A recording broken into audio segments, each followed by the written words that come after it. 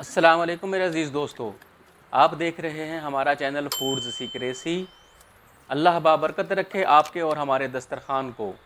आज हम आपके लिए लेके आए हैं तुर्किश स्टाइल नमकीन मटन मछली, और आज हम आपको बामसी साहब की याद ताज़ा करवाएंगे। तो सबसे पहले हमने लिया मटन का गोश्त, जो कि मछलियाँ हैं। ये 4 अदद मछली, एक जो बकरे में होती हैं, एक लैम्ब में होती हैं, 4 मछलियाँ।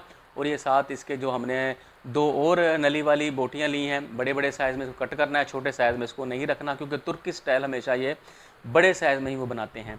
और साथ हमने ली हैं ये 2 मछलियाँ और मज़ीद, जो कि लेग पीस के साथ, रान के साथ होती हैं। इनको भी हमने साथ लिया और इस तरह हमारे ये 8 पीस फुल हो गए। उसके बाद हमने इसको पहले करना है फ्राई। हमने इसको कढ़ाई में डाल के फ्राई करना है, और थोड़ा थोड़ा फ्राई करें, क्योंकि ये बड़े पीस हैं, छोटे पीस नहीं हैं।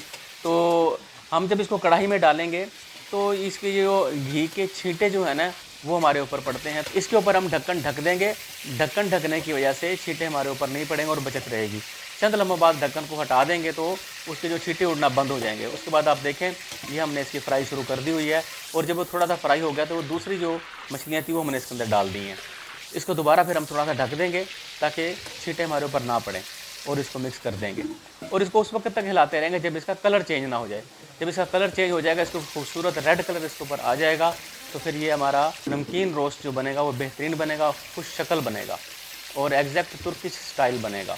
ओए होए, ये देखें कढ़ाई में हमने जब से मटन को डाला तो कैसे हमारे कानों में रस घोल रहा है, सुरीली सुरीली आवाज़ आ रही है कढ़ाई में। ये देखें इसका कलर चेंज हो गया है, और बिल्कुल ये खूबसूरत कलर आ गया इसका। कलर चेंज होने के बाद हम इसको कढ़ाई से अपने आउट करेंगे और उसके बाद दूसरे पीस फ्राई करेंगे। ये देखें, ये पीस जो है हड्डी वाला, ये हड्डी वाली मछली है। ये कढ़ाई में नहीं आ सकी थी हमारे में, क्योंकि वो राउंड शेप में थी, इसलिए हम इसको फ्राइंग पैन में करेंगे। फ्राइंग पैन जो फ्लैट होता है, इसलिए इसको भी इस तरह ढक देंगे ताकि छींटे हमारे ऊपर ना पड़ें। और ये देखें, ये हमारी मछलियाँ फ्राई हो रही हैं, और हमने ढक्कन का ऊपर से थोड़ा सा सहारा लिया हुआ ताकि छींटे हमारे ऊपर ना पड़ें गर्म ऑयल के। इसको भी हम इसी तरह तेज़ कलर होने तक फ्राई करेंगे, और गाहे बगाहे थोड़े थोड़े वक्त के बाद इसको उलट पलट करते रहेंगे ताकि ये जले ना। और फ्राई करते हुए इसका कलर जब चेंज हो जाएगा, इसको भी हम कढ़ाई से बाहर निकाल लेंगे। ये देखें, हमने ढक्कन हटा दिया क्योंकि अब छींटे ऊपर गिरना बंद हो गए हैं।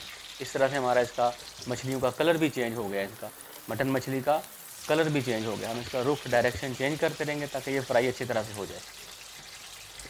इसी तरह से ये 2 मछली जो बकाया रह गई थी हमारी, ये भी हम इस फ्लैट फ्राइंग पैन में करेंगे, क्योंकि ये भी बड़ी हैं, और वो जो कढ़ाई हमारी थी वो थी राउंड शेप में।